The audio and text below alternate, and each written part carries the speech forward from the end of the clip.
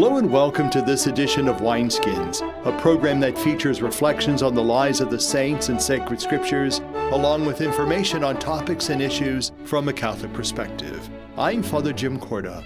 Wineskins is brought to you by the Annual Bishop's Appeal, the Catholic Communication Campaign, and St. Paul's Catholic Books and Gifts, a division of the Society of St. Paul. On our show today, I will interview Father Ray Thomas in part one from our series Spotlight. We will also look at the life of Saints Zechariah and Elizabeth, as well as reflections on the readings for this Epiphany of the Lord. That and more coming up on Wineskins. To share some thoughts with us on youth and young adult ministry is Father Ryan Furlong. Joining me is Father Ryan Furlong, who is the Director of Youth and Young Adult Ministry for the Diocese. Welcome to our segment today. Thank you, Father. How are you today? I'm doing good. Father Ryan, I tell you, when you got into this position, did you know that you would be spending a lot of your time with youth and young adults throughout the diocese? Well, I knew that, with the shortage of priests and everything, that priest today is responsible for many different roles. So when the bishop asked me to take on this position, I knew that I'd be busy at the church and I'd be busy with the youth and the young adults. But it's been a great few months. I started July 1st and I'm just having a lot of fun with it. Well, after almost 6 months of being in the position, what have you liked the most about it? I think what I like the most is the zeal and the passion, not only from the ministers who work with youth and young adults, but from the youth and the young adults themselves. I think the young people today don't get a lot of credit for their faith and for their zeal, but I certainly see it in their comportment, how they conduct themselves, and how they love the Lord, and that's been the greatest joy so far for me. Of course, you're in a parish as well. You're in a very large parish at St. Charles in Boardman. How is that situation with the young people there? Oftentimes we go into many of the churches, not only in our diocese, but around the country, and there's very few young people. Mm-hmm. That's probably not the case at St. Charles, but what is it about the church that young people either love or don't like? One of the things that I've tried to do at St. Charles, we do have a lot of people, of course, 3,000 families. And for instance, one day at Mass, I asked all the people in their 20s and 30s to stand up, and they stood up, and it was more than half the church. I think the young people and the young adults are there, but sometimes they get lost in the crowd and lost in the shuffle. I think what they love is the invitation, they love the authenticity, and they love to be involved in parish life.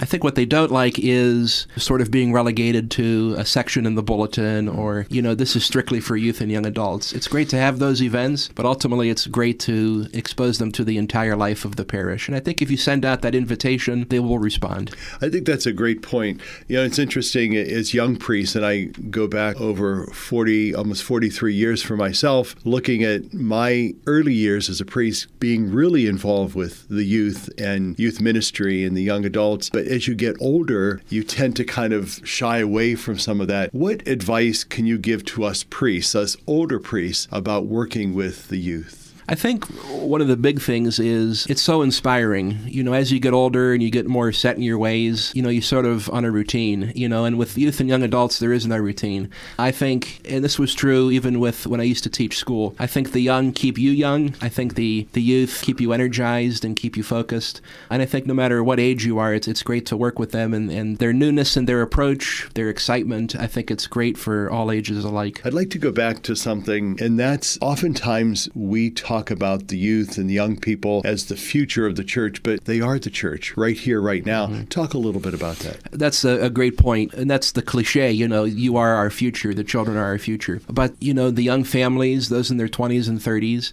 and those coming up, they're there in the church and they're so alive, and they need to be told, I think, that they're not just the future, but they're right now. We need to do everything we can do to encourage them and to help them and to walk with them, because they're going to be in our pews 10, 20, 30 years from now, hopefully, and so will their children, through baptism and marriage. So we really need to focus our efforts on welcoming them and bringing out their gifts and talents. I think one of the things also is talking with adults and getting them to understand the importance of having young people, not only in our pews, but also young people active in the church. How do you talk to seasoned Catholics about that? I think it's important then to realize that, all of us are our stewards, and all of us have a part to play in our own vocation, but we can't hold on to those parts forever. We need to welcome the youth and the young adults into that as lectors, as Eucharistic ministers, as ushers.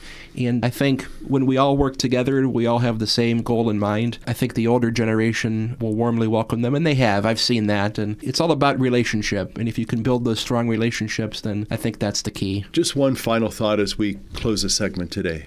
It's been a few months doing this. I'm so inspired every day by the ministers who work with youth and young adults, and I'm so inspired by our young church. And I think that, we as priests need to encourage in our youth and young adults that passion and that zeal and to walk with them. And I think they're going to do great things in the church. Father Ryan Furlong, Director of Youth and Young Adult Ministry for the Diocese of Youngstown, thank you for your service to the local church, not only in that position, but also at St. Charles. We thank you for working with those youth ministers throughout the diocese, because what they're doing is so vital to our church. And thank you, and God bless you in your future endeavors. Thank you, Father. God bless you. For Wineskins, I'm Father Jim Korda. The church celebrates the life of the parents of St. John the Baptist. To tell us more about Saints Zechariah and Elizabeth is Diana Hancharenko. She is a young adult minister at St. Angela Merici Church in Youngstown. Everything we know about Zechariah and Elizabeth comes from the Gospel of Luke. They were the parents of John the Baptist, of whom Jesus himself said, "Among those born of women, no one is greater than John." Luke tells us that Zechariah was of the priestly division of Abijah. This is the 8th of the 24 divisions of priests who for a week at a time, twice a year, served in the temple in Jerusalem. Elizabeth, his wife, was descended from the priestly line of Aaron, the brother of Moses. Luke says that she was a kinswoman of Mary, but doesn't describe their relationship. Earliest traditions have it that she was the younger sister of Anne, Mary's mother, so she would have been Mary's aunt. They lived in the hill country of Judea in Ein Karim, a suburb of Jerusalem. We know that Zechariah and Elizabeth were holy people who faithfully followed the Jewish commandments and ordinances. But, like Anne, Elizabeth was barren. She had no children and had reached the age when women are normally no longer fertile. Then one day, Zechariah was at the temple performing his regular priestly duties. The angel told him not to fear, that the prayers of the priest and his wife would be answered. Because he doubted, he was struck dumb and would not speak until after his child was born. Elizabeth was in the 6th month of her pregnancy when Mary came to visit her. Mary remained with Elizabeth for 3 months, so she was probably present during John's birth. When John was born, Elizabeth's neighbors all rejoiced with her. When the baby was brought for circumcision, relatives and friends expected him to be named after his father. They were taken by surprise when Elizabeth announced that his name was going to be John. They even argued with her, pointing out that no one in the family had that name. Finally, they appealed to Zechariah to see what the father wanted the name to be. Zechariah signaled for a writing tablet and wrote simply, "John is his name." Immediately, the punishment for doubting the words of the angel Gabriel was lifted, and Zechariah regained his speech. He praised God and recited the canticle of Zechariah that the church includes every day in morning prayer in the Liturgy of the Hours. As part of this canticle, he said, "And you, my child, will be called the prophet of the Most High, for you will go before the Lord to prepare his way, to give his people knowledge of salvation through the forgiveness of sins." We know nothing more about Zechariah and Elizabeth. They obviously raised their son in accordance with the instructions given to Zechariah by the angel Gabriel. He will drink neither wine nor strong drink.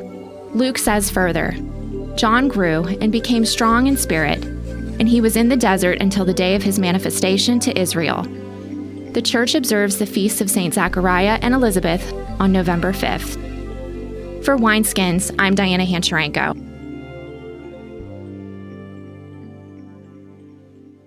Welcome to Spotlight. I'm Father Jim Korda. Today I'm going to talk with Father Ray Thomas, who is pastor of Our Lady of Peace Parish in Ashtabula. Welcome to Spotlight. Thank you. You know, Our Lady of Peace Parish really is a combination of three different churches, and one of those churches last year celebrated a significant anniversary, and we're going to talk about that. But a little later on in the program, we'll talk about the other parishes as well, so we don't want them to feel left out. But let's talk about Mother of Sorrows, and what is the anniversary that they celebrated last year? It was 130 years of its foundation. So you're talking 1890 when the Diocese of Cleveland established that parish and began to gather the people to eventually build a church, which was built about 10 years later and be dedicated. Growth of that area in that time, you think 1890, 1900, a great deal of shipping was going on, railroad was going on.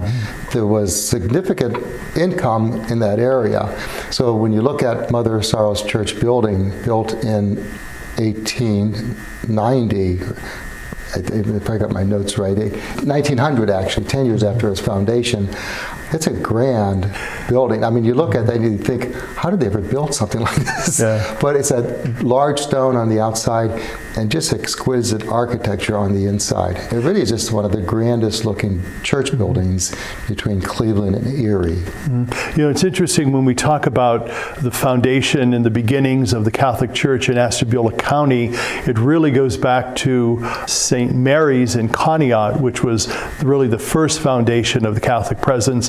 But then I think the first building and the first kind of organized parish would have been St. Joseph in Ashtabula. Correct. So how does St. Joseph and then Mount Carmel and then Our Lady of Sorrows, how do they all play together in what is now Our Lady of Peace Parish?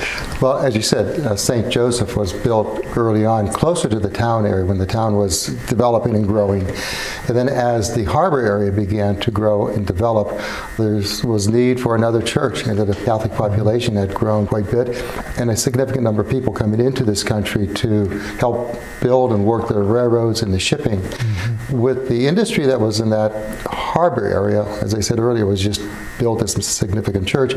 After a smaller church was built for St. Joseph, then I think it was in 1902, St. Joseph built its current building.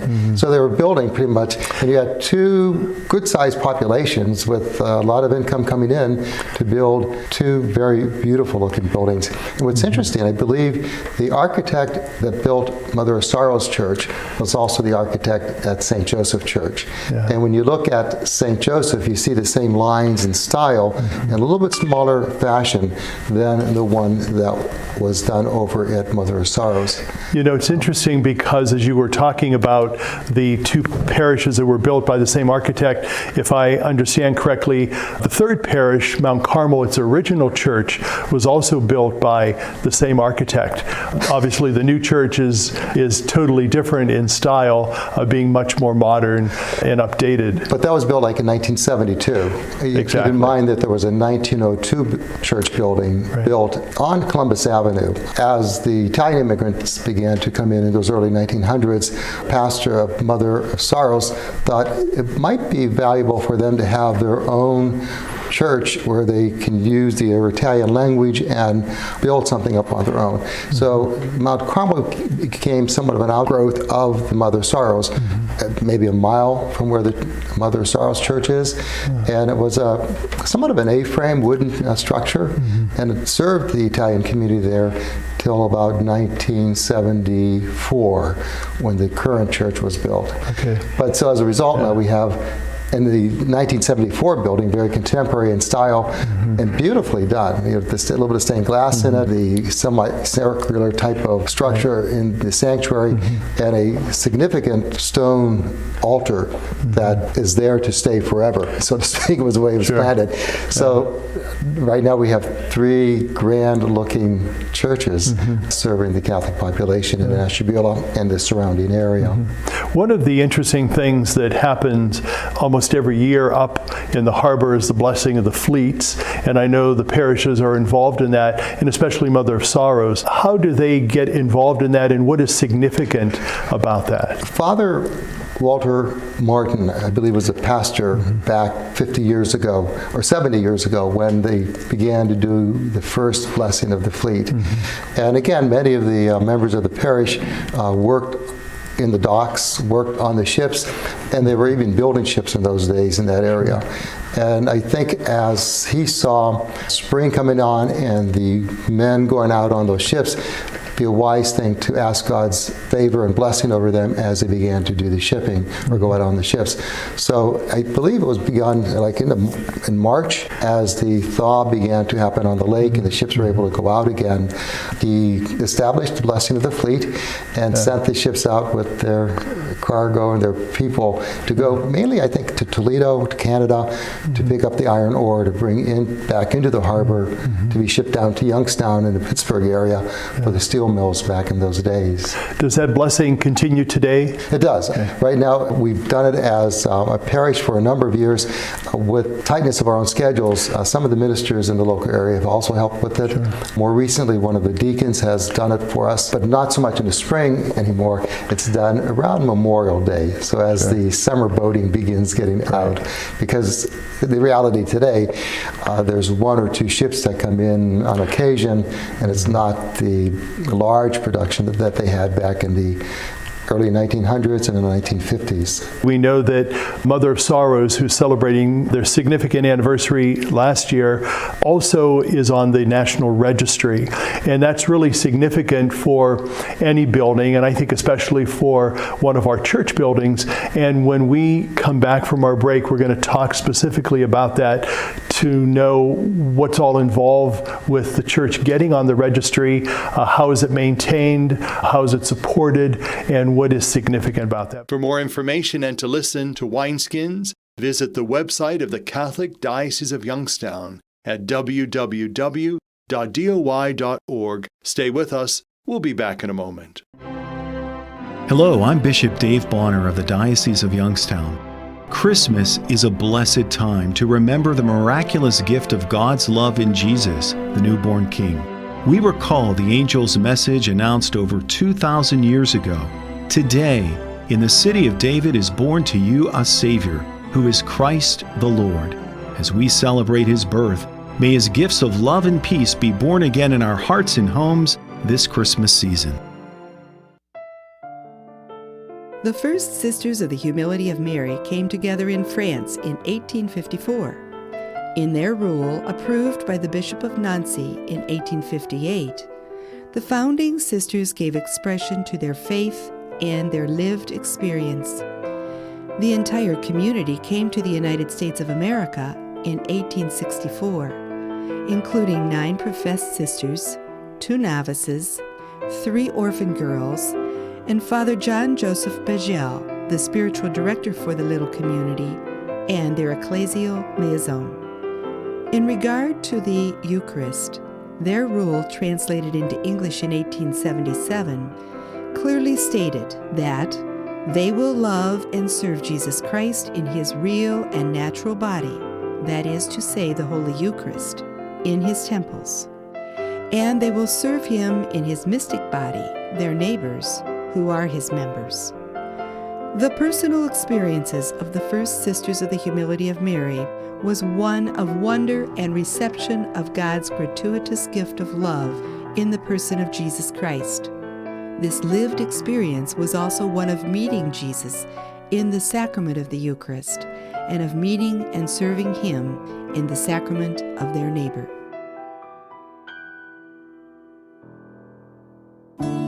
By the time we can walk, each of us yearns for the joy that comes from being able to do for ourselves.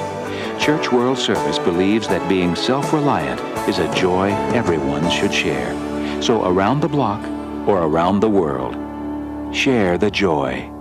Church World Service.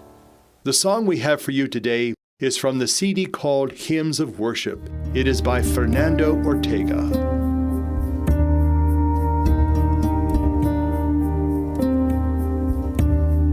Jesus, King of angels heaven's light,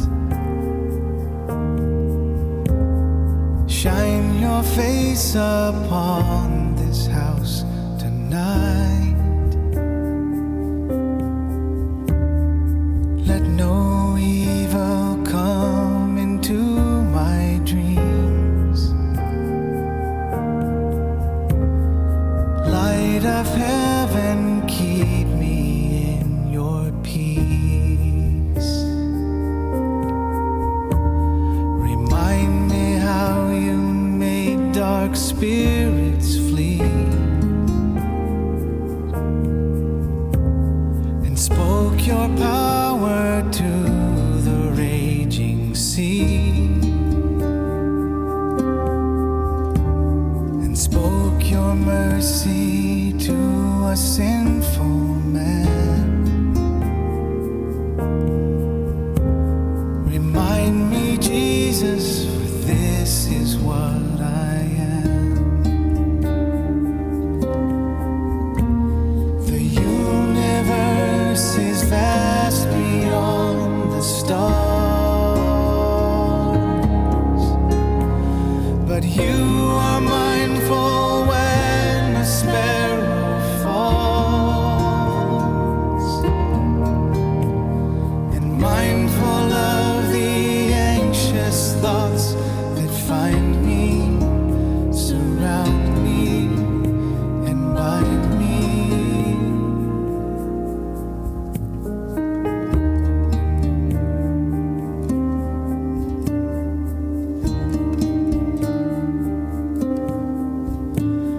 With all my heart, I love you, sovereign Lord.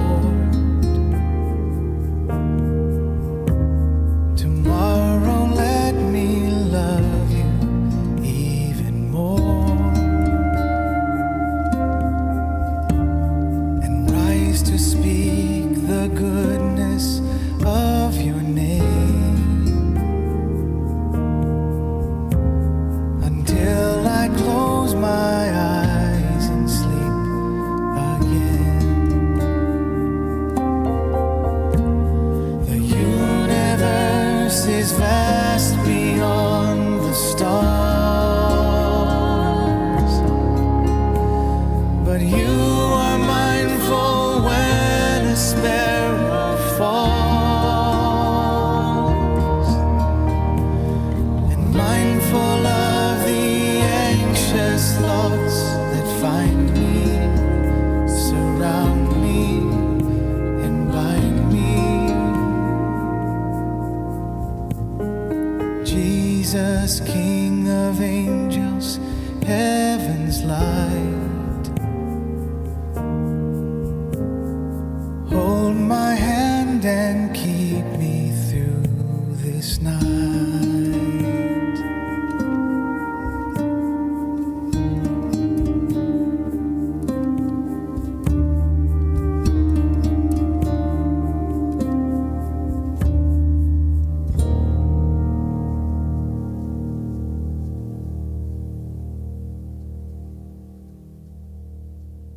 And to tell us about the scriptures for this Epiphany of the Lord is Father Jim McKarns. He is Pastor Emeritus of St. Paul Church in North Canton.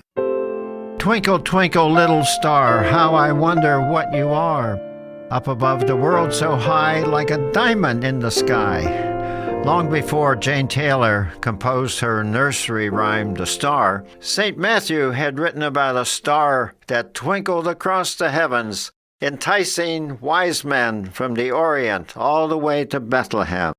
With wonderment, like the little boy in the movie Close Encounters, they followed this brilliance until it stopped over the house of Jesus. Annually, on this Sunday, we read the fascinating story of the star in Matthew, the Magi, the gold, the frankincense, the myrrh, and separated in time, but closely associated with the Nativity, Epiphany is sometimes called Little Christmas. The majority of Bible experts teach that this particular section in the New Testament is a Hebrew type of literature called Midrash. It is highly symbolic, and its literalness is to be taken with the proverbial grain of salt. Matthew uses this literary style to demonstrate how Jesus fulfilled the Old Testament prophecies.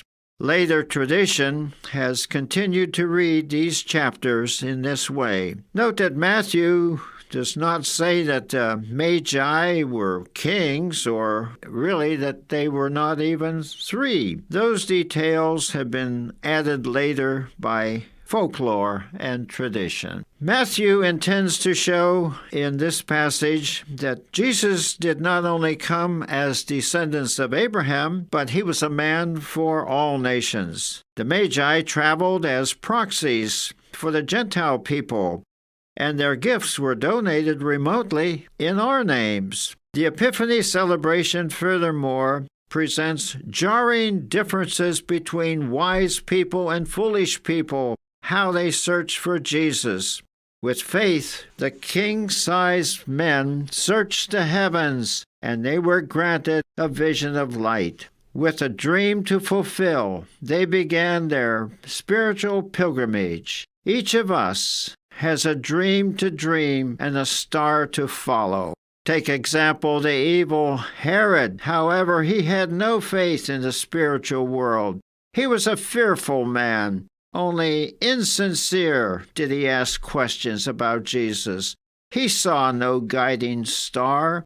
He didn't look skyward. He just looked beneath himself, manipulating people with power and money.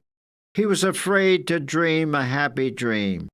Unlike the wise men, he offered no gifts to Jesus, but rather viewed him as a rival to be destroyed. Herod caused Jesus and his family a lot of trouble. Good people, like the Magi, follow the light of truth and seek it. Evil people, like Herod, banish it from their sight. We ask, do you follow the light of Christ? Does the light direct your journey through life? For Wineskins, I'm Father Jim McKarns. Being a faithful Christian is not about doing, it's about receiving. Jesus received the gifts from the wise men to remind us that receiving is understanding the real value of our personhood and the mystery of God's action in our lives. Won't you receive all that God has in store for you? Wineskins is made possible through the annual Bishop's Appeal, the Catholic Communication Campaign, and St. Paul's Catholic Books and Gifts. The program is produced by CTNY, the Catholic Telecommunications Network of Youngstown.